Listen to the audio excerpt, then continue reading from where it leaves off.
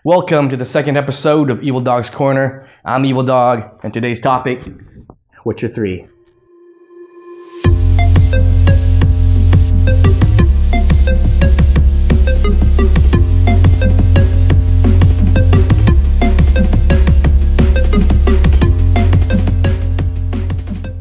Now, I started this channel in 2006, so this video is long overdue.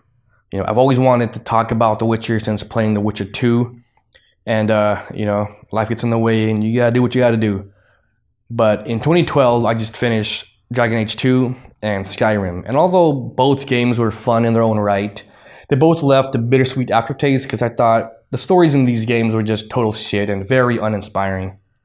I think the last great fantasy game with a good story that I played was Dragon Age Origins in 2010. So for me, there was a lull in great fantasy games in 2013. But a buddy of mine recommended that I should play a game called The Witcher 2. Now, I've never heard of the Witcher series, so it took a little bit of prodding before I eventually got the game for my 360. And when I finally played it, man, I was hooked ever since. I just love the concept of what a Witcher is.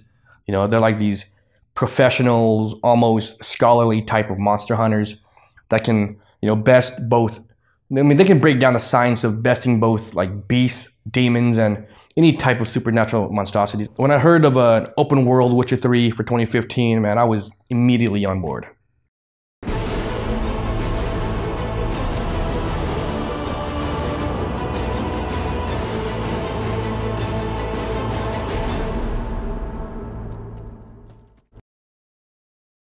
I'm a sucker for interactive narrative. It's what kept me gaming all these years, because I quickly outgrew gaming for the sake of getting a higher score or even beating a challenging level. Like for me to be really immersed in a game, I need to be invested in the characters and the story. And unfortunately, most narratives in video games are just terrible. They're just there as an afterthought. They're just a feature to pad the overall game as a whole. And it's kind of understandable because inherently games should be fun. But once in a rare while, you'll come across a game that has spectacular gameplay with an amazing storyline to match that awesome gameplay. Right now, 3 games come to mind. You got Red Dead Redemption, Last of Us, and of course, The Witcher 3. Now, The Witcher 3 is just fucking gorgeous. It's an amazing looking game. It plays well. It's got great character, monster designs, world lighting, the mechanics. They're all top-notch stuff. Okay, the mechanics could be a little, it's not perfect. It's an open world game. You're going to encounter bugs like roads getting caught in a wall or the camera getting in the way of the action. But, there's a nice variety of combat options to choose from. You see, I'm a Quen, fast attack, strong attack, axie, rinse and repeat type of player. It works for me, but there's a nice, robust combat system to choose from, and to suit any preferred playing style. But enough of the gaming mechanic. What really sets this game apart from other games is just simply the epic storyline and unforgettable characters. Now, granted, this game is based off of a popular Polish novel, so the characters in the world have already been developed and refined, but CD Projekt Red, they just somehow managed to effortlessly merge literature and gameplay into one just cohesive experience.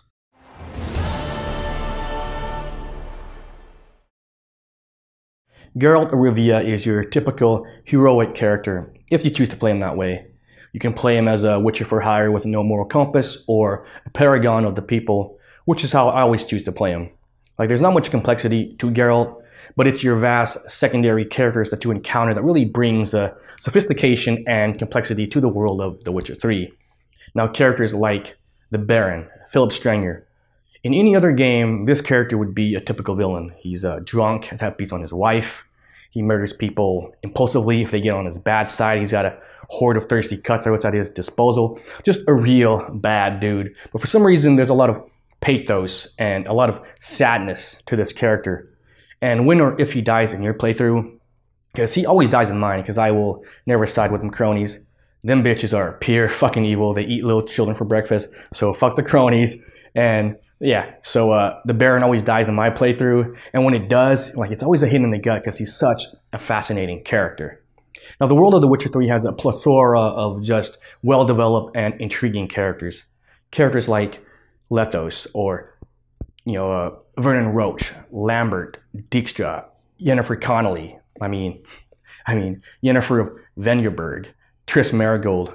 I could go on for hours, describing all these wonderful characters, but I'm going to cut to the chase and get to the monkey and talk about my MVP of The Witcher 3. And it should be of no surprise, it's Cirilla. Now, she's not my favorite because she's downright sexy or because she is pure badassery. She's really overpowered. Or that I think she is a good example of what a heroine should be. Like, I really love her character because she's just really compassionate and extremely considerate towards other people, just in general. So who is Cirilla? She is the child of the Elder Gods, which grants her these extraordinary abilities to travel between space and time. She is also the surrogate or adopted daughter of Geralt and Yennefer. And because of these extraordinary abilities, she is like the prime target for our villains of the story, the Wild Hunt.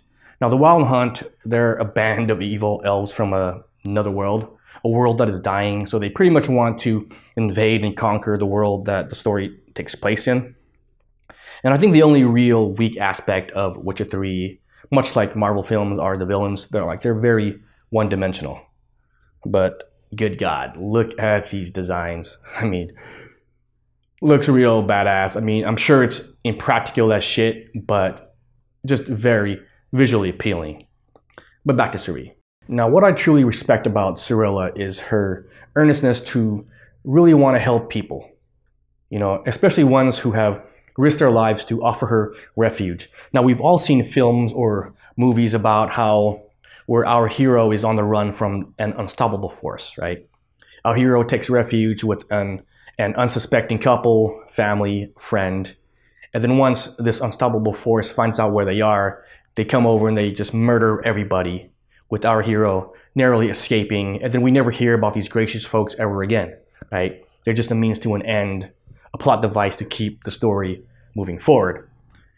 What I love about Ciri is that she never forgets about these people.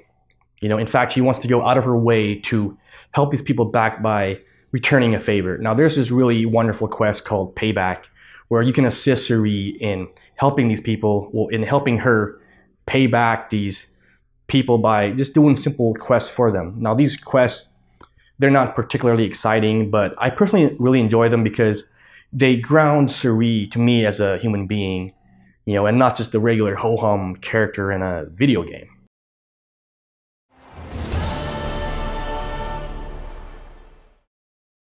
So during her constant run from the Wild Hunt, she encounters this character named Skoll. And I really like Skoll as a character. We don't really know too much about him except that he likes Ciri and he has a big heart. But Ciri gets wounded and she falls into his lap. I mean, not literally, but Skoll finds her. He takes her in. He and his family tends to her wounds.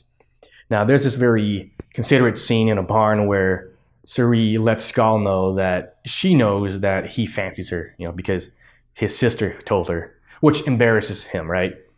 But Ciri gives him a sweet kiss, if you choose that dialogue, and she even hints at showing him a few more little things if there were enough time. Now, I don't know what Ciri can teach Skoll about intimacy, but just the very fact that she was willing to offer herself to this character like that just speaks volume of how gracious and considerate her character really is, right? And, not much games would bother with this type of subtle character development, but to me, it makes the storytelling so enriching overall. Unfortunately for Skoll, the Wild Hunt shows up way too soon and began attacking the villagers. So after a brief skirmish, Skoll and Ciri jump on horseback and they flee the scene of the attack. Now, the problem is the villagers, they see this as an act of cowardice. So when Skoll comes back, he is banished and they label him Craven, right? And so in order to reclaim honor to his family name, he decides to go on a quest to kill this immortal werewolf where he eventually dies. And Skoll, he becomes this very tragic character. But in the end, Ciri, she comes back and, to reclaim his rotten corpse, and she gives him a proper and honorable burial. And that's why I really love the game of The Witcher 3. There's just so many unforgettable, down-to-earth, and somewhat realistic and complex characters such as my lovely Cirilla. And this is the type of game that when I'm done playing, I'm still thinking about it. It's still lingering around my head. And I even watched Let's Play videos on YouTube just so I could see others' reaction to certain scenes and moments in the game. And there's also a ton of just different outcomes to certain scenarios depending on your dialogue option. Some other games, they give you the illusion of choice, but in this game, choices somewhat seem to matter, and they can profoundly affect how the narrative ends.